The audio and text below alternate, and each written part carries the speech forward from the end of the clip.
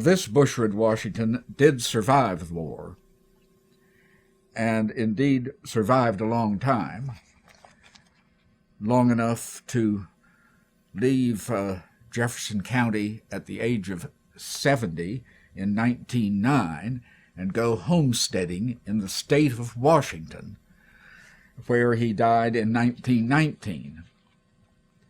He had 8 children by this marriage, and when that wife, Emma Allen, died, Catherine Blackburn died, he married again a Miss Emma Willis and had 3 more children. That family was riddled with tuberculosis, and the story always was that they had a cook who had tuberculosis, and the family all caught tuberculosis from the cook's food.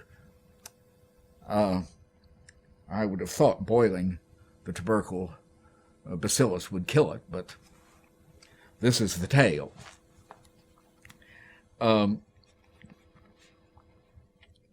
The next son in that family, oddly enough, was a George Washington, who was born indeed on the 22nd of February, but in 1842 instead of 1732.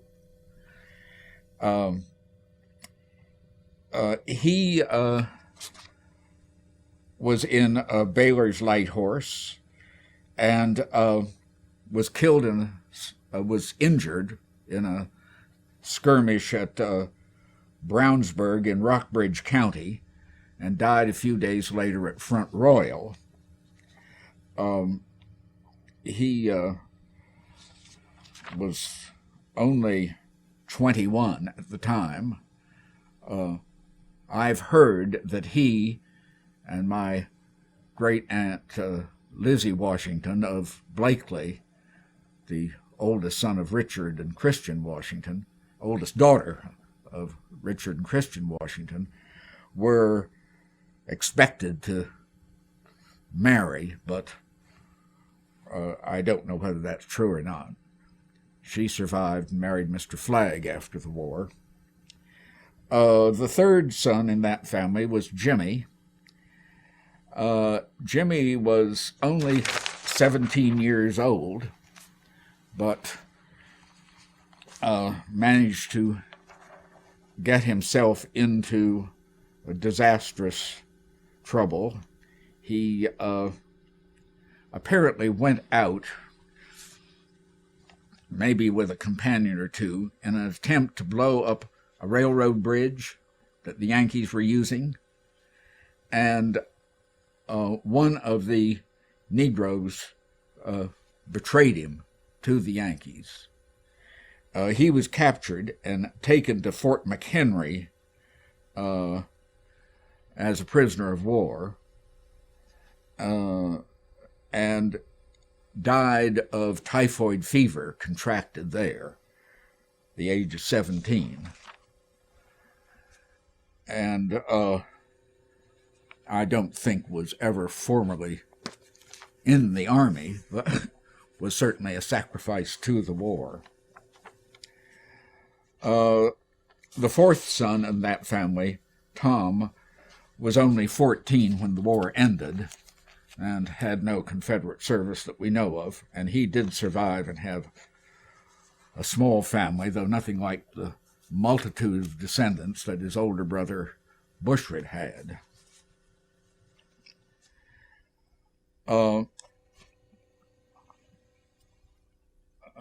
Cousin Hannah's Alexander sons, there were 4 of them also. Thomas, the oldest of them, was killed at some point during the war, and I really have never looked up his war record. But he died down at Stanton in June of 1862 and is buried there. Again, the next son, Dr. William Fontaine Alexander, who was the father of Herbert Alexander, whom I knew, clearly had a Confederate record, and I don't know what it is. Someone else will have to look it up for me. I'm sure it must be easy to find. Herbert Alexander, the third son, was in Baylor's cavalry, and he died after the war in October of 1866 of tuberculosis. No doubt it wasn't helped any by whatever war service he had. The fourth son, Richard, was born in 1849, so he was only 16 when the war ended, and I don't believe he did get to go to war. But as you can see, each of these two families had 4 sons who survived childhood, and each lost 2 of them to the war, and each had 2 surviving sons, and each of those 2 sons in each case left families of descendants. None of these people managed to hang on to Claymont very long. Claymont was such a huge place and so expensive to keep up that it's been a white elephant, I think, ever since its builder died in 1849 or whatever it was.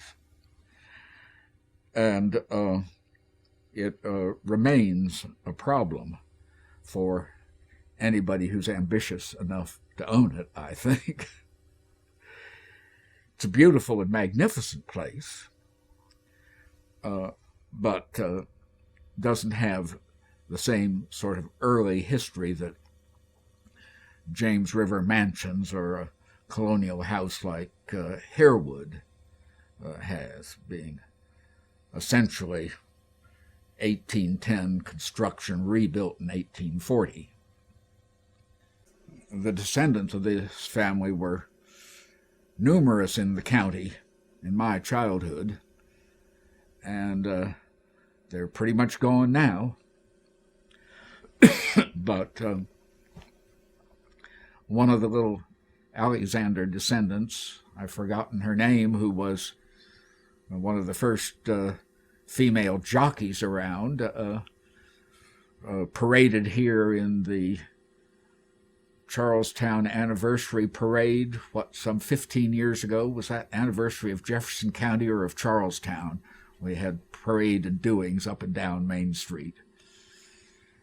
And a